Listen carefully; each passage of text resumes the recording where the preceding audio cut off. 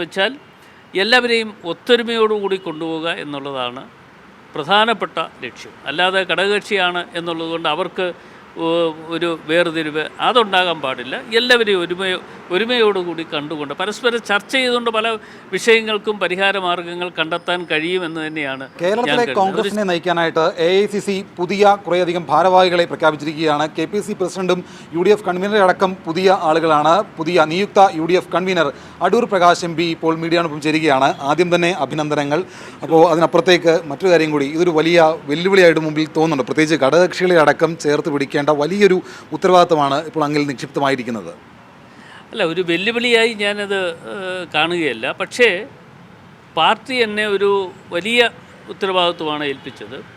ആ ഉത്തരവാദിത്വം ഏൽപ്പിച്ച സ്ഥിതിക്ക് അതിൻ്റേതായ മാന്യതയിൽ അതിൻ്റേതായ രീതിയിൽ തന്നെ അതിനുവേണ്ടി പ്രവർത്തിക്കും. എന്ന് വെച്ചാൽ എല്ലാവരെയും ഒത്തൊരുമയോടുകൂടി കൊണ്ടുപോവുക എന്നുള്ളതാണ് പ്രധാനപ്പെട്ട ലക്ഷ്യം. അല്ലാതെ ഘടകകക്ഷിയാണ് എന്നുള്ളതുകൊണ്ട് അവർക്ക് ഒരു വേർതിരിവ് അതുണ്ടാകാൻ പാടില്ല. എല്ലാവരെയും ഒരുമയോടുകൂടി കണ്ടുകൊണ്ട് പരസ്പരം ചർച്ച ചെയ്തുകൊണ്ട് പല വിഷയങ്ങൾക്കും പരിഹാര മാർഗ്ഗങ്ങൾ കണ്ടെത്താൻ കഴിയുമെന്ന് തന്നെയാണ് ഞാൻ കരുതുന്നത്. ഒരു ചർച്ചയിലൂടെ ഒരു പരസ്പരം ആശയവിനിമയത്തിലൂടെ പല കാര്യങ്ങൾക്കും പരിഹാര മാർഗ്ഗം ഉണ്ടാക്കിയെടുക്കാനുള്ള അവസരം ഉണ്ടാകും എന്നുള്ളതാണ് ഞാൻ കാണുന്നത്. അത് തീർച്ചയായിട്ടും UDFുമായി ബന്ധപ്പെട്ടുകൊണ്ട് നിൽക്കുന്ന എല്ലാ കക്ഷികളുമായി ബന്ധപ്പെട്ട് നല്ലൊരു ബന്ധം പുലർത്തിക്കൊണ്ട് മുമ്പോട്ട് പോകും.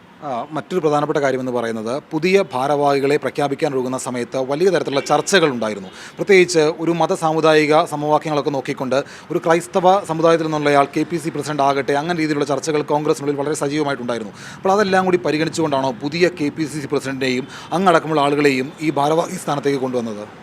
അത് കോൺഗ്രസ് പ്രവർത്തക സമിതി എടുക്കുന്ന തീരുമാനമാണ് കോൺഗ്രസിൻ്റെ. അതിപ്പോൾ അതിനകത്ത് ജാതീയമായി കണ്ടിട്ട് കാര്യമില്ല.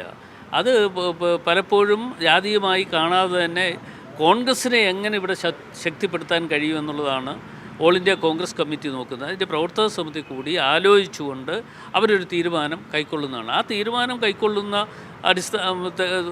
കൈക്കൊള്ളുമ്പോൾ അതിന് മറ്റൊരർത്ഥത്തിൽ കണ്ടിട്ട് കാര്യമില്ല. തീർച്ചയായിട്ടും അത് സാമുദായിക സമവാക്യം വന്നോ അല്ലെങ്കിൽ വേറെ ഒന്ന് വന്നോ എന്നുള്ളത് ഈ പ്രസ്ഥാനത്തിൽ മാത്രമേ ഈ ചോദ്യം വരത്തുള്ളൂ. മറ്റൊരു പ്രസ്ഥാനത്തിലും വരില്ലല്ലോ. CPMൻ്റെ ആളുകളെ നിങ്ങൾ എവിടെയെങ്കിലും ആളുകളെ വെച്ചാൽ നിങ്ങൾ ഈ ചോദ്യം അവിടെ ചോദിക്കാൻ പറ്റില്ല. അതേസമയം കോൺഗ്രസ്സിനകത്ത് ഇങ്ങനെ ഒന്ന് വെച്ച് കഴിഞ്ഞാൽ ഉടൻ സമവാക്യമാണോ എന്ന് ചോദ്യങ്ങൾ ചോദിക്കുക. അതല്ല ശരി. മറ്റൊരു കാര്യം, ഇനിയിപ്പോൾ ഈ ഒരു മുമ്പിലൊരു തെരഞ്ഞെടുപ്പ് വരാൻ പോവുകയാണ്. നമുക്കറിയാം 2026 ഒരു നിയമസഭാ തെരഞ്ഞെടുപ്പ് വരുന്നുണ്ട്. അതിന് മുമ്പ് തന്നെ ഒരു തദ്ദേശ തെരഞ്ഞെടുപ്പ് കൂടിയുണ്ട്. അതടക്കമുള്ള കാര്യങ്ങളിൽ UDFന് ഒറ്റക്കെട്ടായി പ്രവർത്തിക്കണം. അപ്പോൾ ആ മുമ്പിലുള്ള തെരഞ്ഞെടുപ്പുകൾക്ക് വേണ്ടിയുള്ള സ്ട്രാറ്റജി ഇപ്പോൾ തന്നെ തുടങ്ങിയിട്ടുണ്ടാകുമല്ലോ അല്ലേ? അല്ല, ഞങ്ങൾ ഇപ്പോൾ നടത്തിക്കൊണ്ടിരിക്കുന്നത് ഞങ്ങളുടെ ക്യാമ്പ് കഴിഞ്ഞു. KPCC തലത്തിലുള്ള ക്യാമ്പ് വയനാട്ടിൽ വെച്ച് നടത്തുകയുണ്ടായി. ആ ക്യാമ്പിൽ വെച്ച് വിഷൻ 2025 എന്ന ഒരു മുദ്രാവാക്യം മുഴക്കിക്കൊണ്ട് അതിന് ചില ആളുകളെ ഓരോ ജില്ലയിലേക്കും ചുമതലപ്പെടുത്തി. അപ്പോൾ ഓരോ ജില്ലയിലേക്കും ചുമതലപ്പെടുത്തിയ അനുസരിച്ച് ഓരോ ജില്ലയിലും പാർട്ടി പ്രവർത്തനം ഏത് തരത്തിൽ കൊണ്ടുപോകണം എന്നതിനെക്കുറിച്ച് ഞങ്ങൾ അവിടെ വെച്ച് ഡിസ്കസ് ചെയ്തു. ആ ഡിസ്കഷൻ കഴിഞ്ഞതിന് ശേഷമുള്ള പ്രവർത്തനം ഇപ്പം നടന്നുകൊണ്ടിരിക്കുകയാണ്.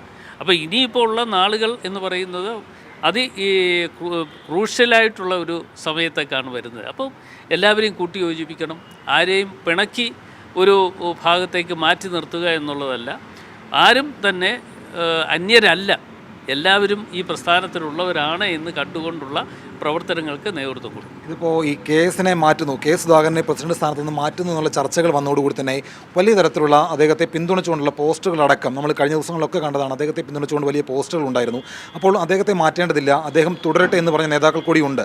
അപ്പോൾ അങ്ങനെ ചില ആളുകൾക്കെങ്കിലും അതൃപ്തി ഉണ്ടെങ്കിൽ അത് പരിഹരിക്കേണ്ടത് കൂടിയല്ലേ? അല്ല, അത്ര ഒരു ചർച്ചയിലൂടെ തീരുമാനമെടുക്കാൻ പറ്റുന്ന കാര്യങ്ങളാണ്. ചർച്ചയിലൂടെ തീരുമാനങ്ങൾ എടുത്ത് അവരെ എല്ലാവരെയും വിശ്വാസത്തിലെടുത്തുകൊണ്ട് തന്നെ മുമ്പോട്ട് പോകും. അതാണ് ആവശ്യം. അപ്പോൾ പുതിയ നേതൃത്വം ഇങ്ങനൊരു മാറ്റം വന്നത് അനിവാര്യമായിരുന്നു, പ്രത്യേകിച്ച് ഈ ഒരു ഘട്ടത്തിൽ, അങ്ങനെ കരുതുന്നുണ്ടോ? അല്ല, അത് അനിവാര്യമായിരുന്നു എന്ന് ഞാനല്ലല്ലോ പറയേണ്ടത്. പാർട്ടി അങ്ങനെ ഒരു തീരുമാനമെടുത്തപ്പോൾ പാർട്ടി ഏൽപ്പിച്ച ഒരു ഉത്തരവാദിത്വം ഞാനത് ശിരസ വഹിക്കുന്നു. അത് ഞാനത് ശിരസ വഹിക്കുന്നു എന്ന് പറയുമ്പോൾ വെറുതെ ഏറ്റെടുക്കുകയല്ല, മാന്യമായി ഉള്ള പ്രവർത്തനങ്ങൾക്ക് നേതൃത്വം കൊടുക്കുക തന്നെ ചെയ്യും. UDF യോഗം ഉടനെ വിളിക്കാൻ ആലോചിക്കുന്നുണ്ടോ? അത് ഇപ്പം പിന്നെ ചെയർമാനുമായി ആലോചിച്ചുകൊണ്ട് KPCCയുമായി എല്ലാവരും ആലോചിക്കണം. ഇതിപ്പോൾ ഞാൻ ഒറ്റയ്ക്ക് തീരുമാനിക്കേണ്ട കാര്യമല്ല. എല്ലാവരുമായി ആലോചിച്ചുകൊണ്ട് ഞങ്ങൾ ആ തീരുമാനങ്ങളിലേക്ക് പോകും. എന്തായാലും AICC നേതൃത്വം ഏൽപ്പിച്ച ഉത്തരവാദിത്വം വലിയ വെല്ലുവിളിയൊന്നുമല്ല, പക്ഷേ അത് വളരെ ഉത്തരവാദിത്തത്തോടുകൂടി ഭംഗിയായിട്ട് മുന്നോട്ട് കൊണ്ടുപോകും. എല്ലാ ഘടകകക്ഷികളെയും ചേർത്ത് നിർത്തി അടുത്ത തെരഞ്ഞെടുപ്പിൽ UDF അധികാരത്തിൽ വരാൻ വേണ്ടിയിട്ടുള്ള എല്ലാ തയ്യാറെടുപ്പുകളും നടത്തുമെന്നുള്ള കാര്യമാണ് നിയുക്ത UDF convener Adoor Prakash media വണ്ണോട് പറയുന്നത്. തിരുവനന്തപുരത്ത് നിന്ന് സിജോ സുധാകരനൊപ്പം ഷിജോ കുര്യൻ, മീഡിയ വൺ.